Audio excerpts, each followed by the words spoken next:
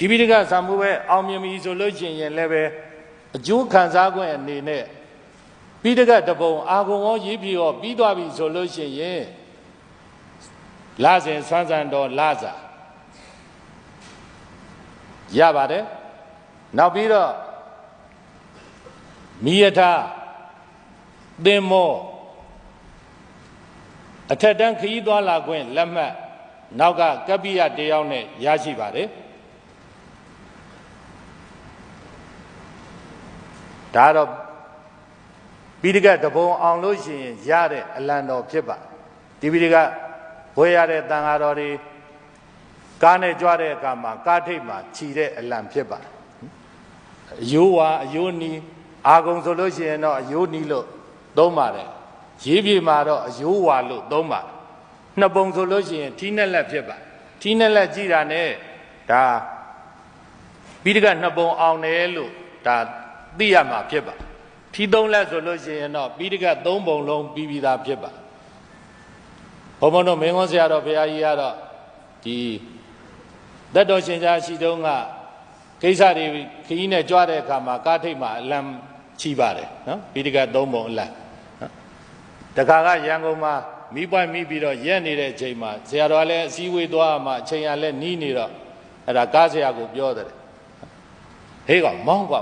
မရက်နဲ့ကွာဟာဆရာတော်မိပွိုင်းကနီးနေတာဖေဟာဒီအလံကနီးနေတဲ့မိပွိုင်းစိမ့်နေကွာမင်းမောင်းလို့ရဆရာတော်ကြီးကမောင်းခိုင်းတာနော်အဲ့ဒါလို့အလေးကရုပြုဒီတိပိဋကတရတွေရဲ့သင်္ကေတအဖြစ်အကုန်လုံးအလေးကရုပြုလို့ရအောင်ဒီအလံတော်ကိုပေးထားတာလို့ဆရာတော်ကြီးကမိမ့်ပါနော်မိမ့်ပါဘုံဘုံရဲ့ဖြစ်စဉ်ဥပမာလေးပြောမယ်ဆိုရင်တော့တိပိဋကဖြစ်ပြီးတဲ့အခါမှာဟိုတောင်ကြီးကိုတရားပွဲကြွပါနော်ဟဲဟိုလေစိတ်မှာဆင်းမှာအဲ့ဒါအလံလေးယူသွားတယ်အလံလေးယူသွားပြီးတော့ကားထိပ်မှာချိတ်အဲ့ဒီဂိတ်လေစိတ်ထွက်ကဂိတ်ပေါက်ရောက်တော့ရဲကတားပါတိပိဋကအလံလဲသူတို့မမြင်ဘူးဒါဘာလံလုံးလို့မေးပါနော်ဒါတိပိဋကအလံနဲ့မကြဘူးတဲ့နော်ဒါအဖွဲ့အစည်းလံပဲဖြစ်ရမယ်ဟုတ်လားဟုတ်တယ်လို့တိပိဋကအဖွဲ့အစည်းရဆရာတော်ဘယ်ဖွဲ့စည်းရလဲမေးတယ်တိပိဋကဖွဲ့စည်းရဘာယာတုဆင့်ရှိတယ်ဗိုလ်ချုပ်ယာတုရှိပါတယ်ဗိုလ်ချုပ်ကန္ဓမာဆိုမင်းမကြဘူးလားလို့ပြောပြီးမောင်းသွားတယ်ဟိုဒီခေတ်မှာအလံတက်နေပြီမဲ့လို့တိပိဋကအလံဆိုတာသိတဲ့ပုံကိုယ်တွေအတော်နည်းနေပါနော်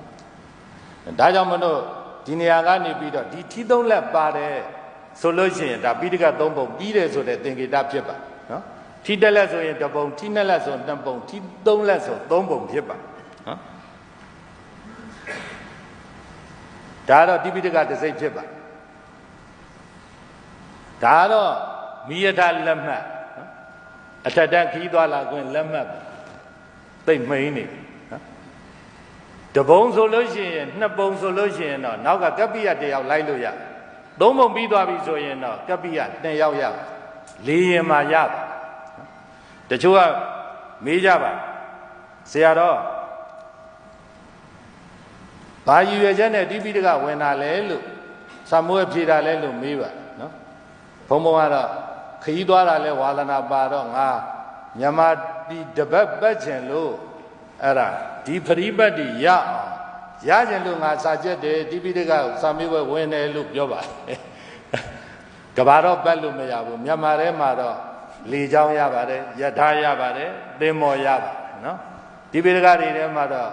ဒီလက်မှတ်ရတာဘုံဘုံတန်ဆုံးပဲထင်တယ်ဒါတော့စင်စယ်ရွက်ဖြစ်ပါဓမ္မဗန္ဓာဂါရိကဘွဲရဲ့အဆောင်အယောင်ဖြစ်ပါစင်စွယ်စင်းနဲ့ပြုလုပ်ထားပါတယ်73ချက်ရှိပါ73ချက်ပိုးနဲ့ဆက်သွယ်ပြီးတော့လှုပ်ထားတာဖြစ်ပါအယိုးမှာနိုင်ငံတော်တစိမ့်နဲ့တိပိဋကတရဓမ္မဗန္ဓာဂါရိကဘွဲရတဲ့ဆရာတော်ရဲ့ဘွဲတစိမ့်ကိုလည်းပဲထွန်းထုထားပါဒါတိပိဋကတရဓမ္မဗန္ဓာဂါရိကဘွဲရဲ့အဆောင်အယောင်ပဲဖြစ်ပါအဆောင်အယောင်ပဲဖြစ်ပါအဲ့တော့တိပိဋကစာမေးပွဲဟာမြန်မာပြည်မှာခေတ်တွေဘလောက်ပဲဆိုးနေပါစေ တကြိမ်တစ်ခါမှတစ်နှစ်မှမပြတ်ဘဲနဲ့နှစ်စဉ်ကျင်းပခဲ့တဲ့တခုတည်းသောစာမေးပွဲလည်းဖြစ်ပါနိုင်ငံရေးအခြေအနေတွေဘလောက်ပဲပြောင်းလဲနေပါစေတိပိဋကစာမေးပွဲဟာမပြတ်မရွဲ့နဲ့နှစ်စဉ်ကျင်းပခဲ့ပါတယ်နှစ်စဉ်ဒီဇင်ဘာလနောက်ဆုံးပတ်ကနေပြီးတော့ဇန်နဝါရီလကုန်အထိစာမေးပွဲရက်ကာလဟာနားချိန်ရောစာစစ်ချိန်တွေရောပေါင်းလိုက်မယ်ဆိုရင်စာမေးပွဲကာလဟာ33ရက်ကြာပါတယ်နော်အကြဆုံးစာမေးပွဲကြီးလို့လည်းပဲပြောလို့ရပါတယ်